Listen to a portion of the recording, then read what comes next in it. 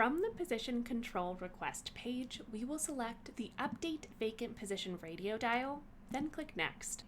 On this new search page, we can enter in any number of values to narrow down our results.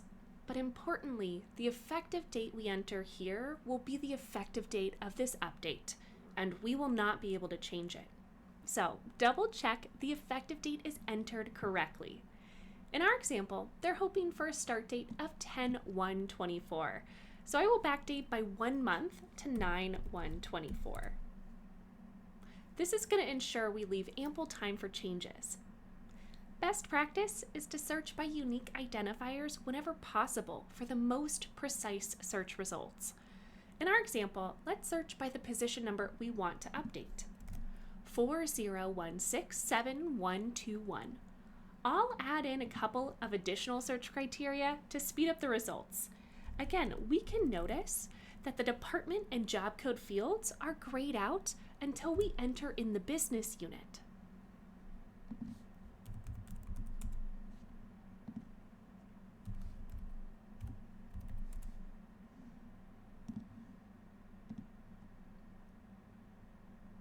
Now, I need to scroll to the right to see the Select button.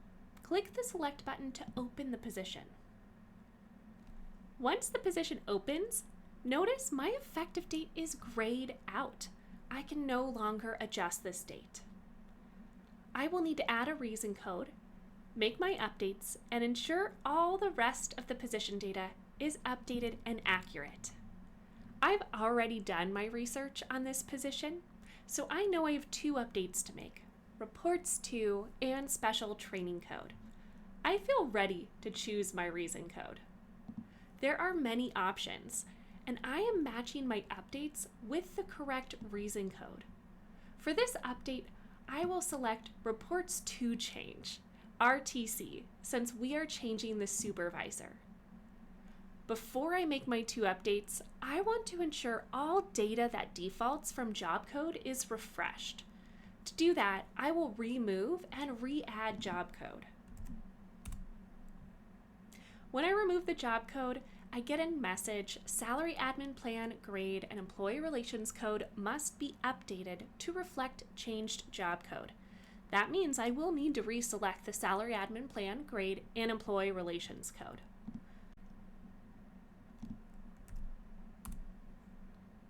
Let me quickly reselect Salary Admin Plan and Grade.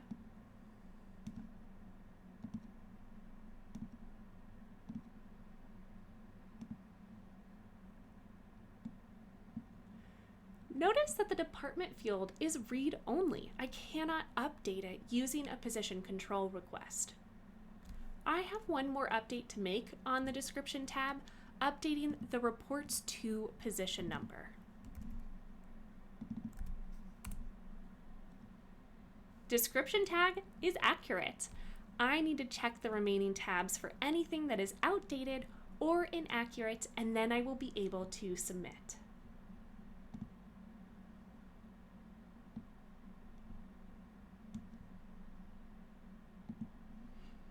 On the UC Position Data tab, there are 2 changes I need to make. Add the Employee Relations Code, all others not confidential. That was wiped out when I toggled my job code, and removing the CANRA Special Training Code.